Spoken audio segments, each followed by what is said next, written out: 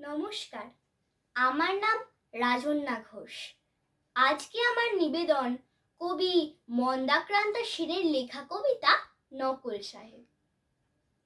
শোনো শোনো, সবাই একটা মজার কথা শোনো। ব্যাপারখানা রহস্যময়, সন্দেহ নেই কোনো।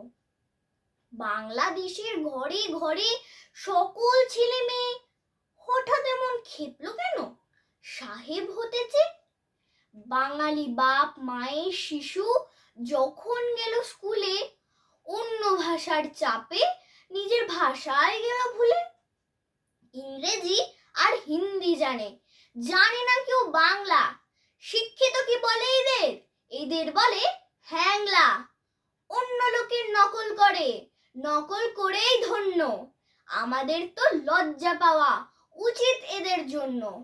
এই ভাষাতেই রবি ঠাকুর লেখেন গীতাঞ্জলি, নোবেল পাওয়া সেই ভাষাতেই আমরা কথা বলি।